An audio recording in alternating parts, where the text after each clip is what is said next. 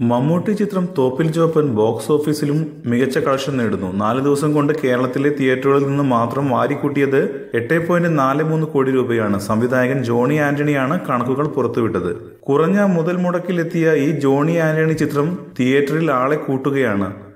4.02 കോടിയാണ് ചിത്രത്തിന്റെ distribution share. മോഹൻലാലിന്റെ ബിഗ് ബജറ്റ് ചിത്രമായ പുലിമുരുകനാണ് എതിരാളി എങ്കിലും കുടുംബങ്ങൾ കൂടുതൽ ജോപ്പനെ കാണാനെത്തുന്നുണ്ട്. ചിരിയും ആക്ഷനും സെന്റിമെന്റ്സും എല്ലാം ചേർന്ന രസക്കൂട്ടാണ് ജോണി ആന്റണി ജോപ്പനിലൂടെ പ്രേക്ഷകർക്ക് നൽകുന്നത്. മികച്ച കളക്ഷനുമായാണ് ചിത്രം മുന്നേറുന്നതെന്ന് തിയേറ്ററുകാരും സാക്ഷ്യപ്പെടുത്തുന്നു. കബഡി കളിക്കാരനാണ് ജോപ്പൻ.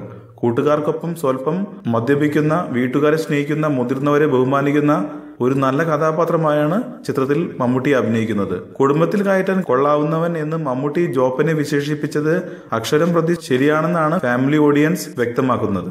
കൂടുതൽ സിനിമാ വാർത്തകൾക്കും വിശേഷങ്ങൾക്കും ഇപ്പോൾ തന്നെ സബ്സ്ക്രൈബ് ചെയ്യൂ മലയാളം ക്രിയേഷൻസ്.